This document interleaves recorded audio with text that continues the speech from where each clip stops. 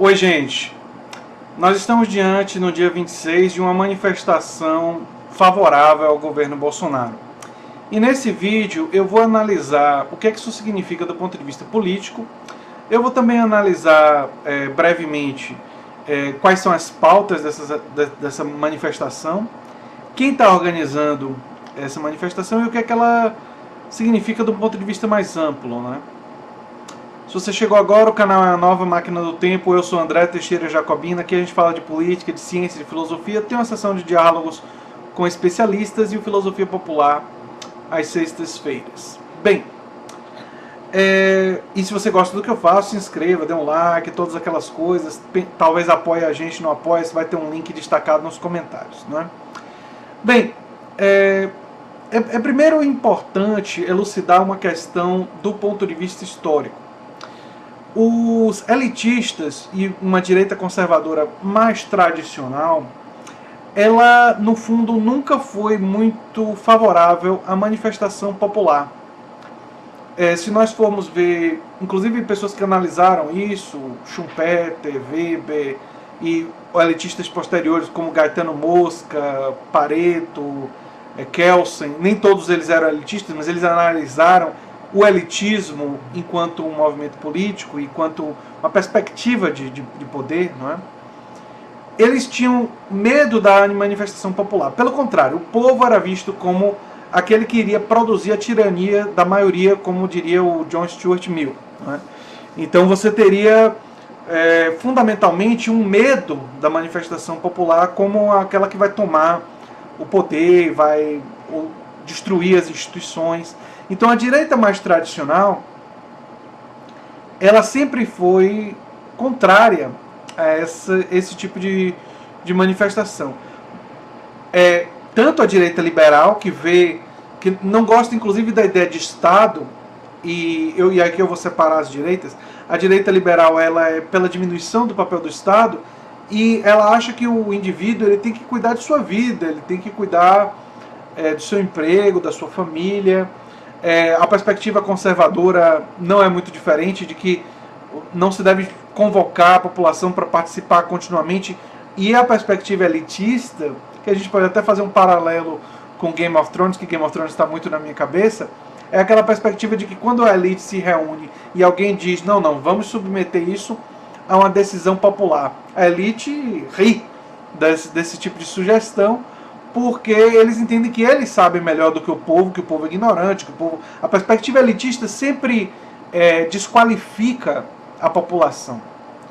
Mas esse pessoal é de direita e está chamando a população a participar. E, aliás, existe uma direita que, historicamente, e a direita porque defende hierarquização, defende a ideia de uma autoridade máxima e outros se submetendo a ela, é muito forte nessa direita a ideia de hierarquia, como é forte em todas as direitas uma forma de hierarquia, e a perspectiva de esquerda é justamente uma perspectiva pela igualdade, contra as hierarquias, não é?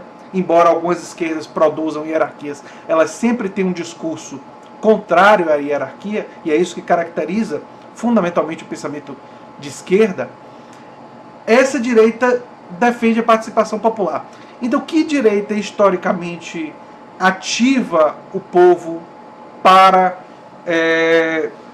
participar, para agir, para se mobilizar? É a direita fascista, né? Ao longo de toda a história, sempre foi a direita fascista que fez isso. E o neofascismo reproduz essa dimensão de contato muito forte com a população, de ativação da participação popular, mas para realizar, por exemplo, reformas como a reforma da Previdência proposta pelo Guedes, que é contrária aos interesses da classe trabalhadora. E isso daí, quem diz, são os maiores especialistas em Previdência do Brasil, como Denise Gentili e outros, enfim. Tem gente aqui aí nos comentários que vai dizer que eu estou dizendo bobagem, mas eles estão contrariando os grandes especialistas em Previdência, inclusive quem analisa a reforma da Previdência que aconteceu no Chile, que aumentou em muito a pobreza dos idosos. Então, enfim, isso daí há um amplo consenso, né? Então, essa direita, ela tem essa característica histórica que é importante a gente salientar. Ela emula o fascismo, ela emula essa dimensão fascista, fundamentalmente porque ela emula a necessidade de manter a população em permanente guerra, em permanente conflito. Então, por exemplo, eles continuam falando do PT quase que alucinadamente, porque eles precisam do inimigo. Porque o discurso fascista, ele é um discurso belicoso, de guerra, e sem o inimigo ele não se constitui enquanto discurso político. Então ele precisa sempre estar lembrando do inimigo permanente. Isso, aliás, é uma coisa que foi utilizada por totalitários até de esquerda. Então, não poderia se dizer que é uma estratégia que tem elementos, talvez, no autoritarismo e no totalitarismo, e vão além das dimensões esquerda e direita apenas. Mas é mais comum, do ponto de vista histórico, no discurso da direita fascista. Quem eu me lembro de esquerda que usou isso foi Stalin. Manteve lá o medo do Trotsky o tempo todo. Não é? Então é um totalitário do campo da esquerda que usou dessa artimanha. Mas, e que representava dentro da União Soviética a direita do partido. Né? Mas a direita dentro de um regime de esquerda. É uma coisa um pouco mais complexa, eu não vou passar muito tempo aqui explicando. E essas manifestações, elas estão também produzindo uma enorme divisão dentro do campo da direita. Nós já vimos o MBL pulando fora do barco, muita gente como a Janaína Pascoal já com críticas, porque eles percebem que esse é um barco furado e não estão querendo afundar junto com ele. Então, existe uma iniciativa de algumas pessoas, o presidente do PSL já deu uma declaração mais ou menos nesse sentido. Então, essas pessoas já estão percebendo que esse tipo de organização não vai produzir os efeitos que eles gostariam. Não é? Mas então, qual é a agenda desse protesto? Que não é protesto. Na verdade, é um protesto contra o Congresso, contra o STF. Né? Eu achei uma matéria da Gazeta do Povo, vou colocar o link na descrição, que diz: as pautas das manifestações incluem o pedido de impeachment de ministros do Supremo Tribunal Federal, como Dias Toffoli e Gilmar Mendes, e críticas genéricas ao Congresso Nacional, que acabaram se concentrando nos partidos que formam o chamado Centrão. Né? Nessa semana, Bolsonaro voltou a atacar a classe política, culpando os políticos pelos fracassos do governo, que não consegue abrir um canal de diálogo com o Congresso. O tal do texto que diz que o Brasil é ingovernável, que é claramente um ataque de Bolsonaro ao Congresso, né? E acaba fomentando esse ataque às instituições da sua tropa mais neofascista mesmo, ou seja, da base de apoio, de sustentação do governo. Né? E aí tem uma série de outras causas. Né? Tem a causa da aprovação da medida provisória 870, que enxuga a estrutura do governo, mas que gera outros tipos de problemas. Né? Para o deputado Felipe Barros, as pautas mais urgentes são a aprovação da MP 870, que reestruturou os ministérios, e a aprovação da reforma da Previdência. Repare que eles estão tentando incluir pautas impopulares nesse tipo de manifestação. Se fosse uma reforma popular, amplamente apoiada, com muito apoio mesmo, os membros do Centrão, que são fisiológicos, não teriam nenhum problema em aprovar. Eles estão tendo problema em aprovar porque eles estão com medo da sua própria sobrevivência política. Né? Eles estão com medo do que aprovar uma reforma dessa, nos termos do Guedes, vai significar para eles politicamente. E quem é que organiza essa manifestação, esse protesto? Na linha de frente estão grupos como Ativistas Independentes, Direita São Paulo, Patriotas Lobo Brasil, todos com forte representação nas redes sociais, grupos com tendência neofascista, né? O Clube Militar também se engajou na causa em nome de reformas necessárias à governabilidade. Né? E tem uma série de pessoas dentro do PSL que apoiam, no entanto, a divisão dentro do próprio PSL, né, o partido do Bolsonaro, e quando você sai do PSL você encontra ainda muito mais divisões, muito mais resistências a uma manifestação como essa. Eu sinto o cheirinho de marcha com Deus, pela família, pela liberdade e tal. Aquela manifestação em prol, né? Defendendo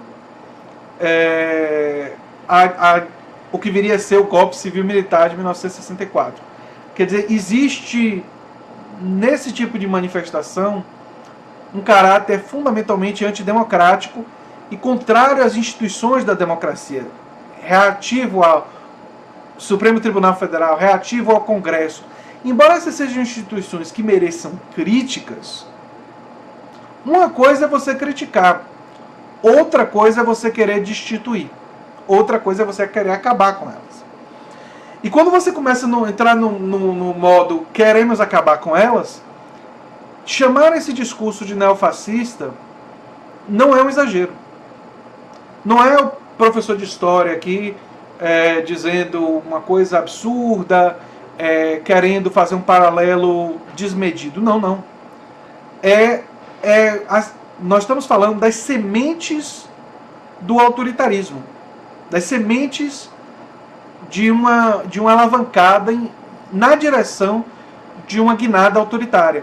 Porque a guinada autoritária, ela não acontece assim da noite para o dia. Olha, vamos tomar o poder e vamos acabar com as instituições quando existem instituições com um certo grau de história, com um certo grau de força política.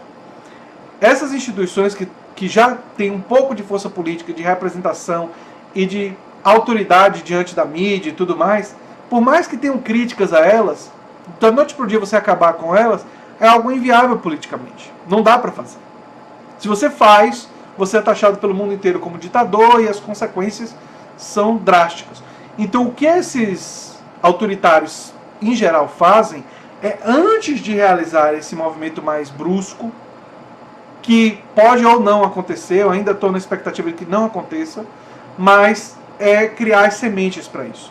É ver se tem apoio popular para realizar isso. Então, você faz a convocação no intuito de hostilizar e tentar tirar a legitimidade das instituições democráticas. Essa é a estratégia fundamental que está no caminho. Só que sinais iniciais mostram que provavelmente, felizmente, mas a gente não tem certeza ainda, felizmente, por causa de divisões internas, né, o MBL já pulando fora, muita gente da direita não ligada ao PSL já com dúvidas e já querendo se colocar fora desse tipo de manifestação. Essa divisão dentro do campo reacionário, do campo conservador, essas divisões elas já vão sinalizando para o fato de que essa iniciativa, que tem tons fundamentalmente autoritários, provavelmente vai fracassar. Mas a gente não tem certeza. A gente não tem como saber o futuro com aquela segurança. Não dá para adivinhar. Então nós vamos ter que necessariamente acompanhar com muito cuidado o que é que vai acontecer nos próximos dias. São dias muito sérios para a história atual do Brasil. E a gente também não deve se enganar em relação aos paralelos. E o que é que significa uma força reacionária que quer ativar as multidões contra instituições democráticas? A gente não deve criar ilusões em relação a isso. Eu acho que isso é muito importante para a nossa reflexão aqui. Enfim, era isso que eu tinha a dizer sobre esse assunto. Se você gosta do que eu faço aqui no canal, se inscreva, dê um like, compartilhe e divulgue o nosso canal nas suas redes sociais e considere apoiar a gente no Apoia-se. É isso aí, gente. Até o próximo vídeo. Tchau, tchau.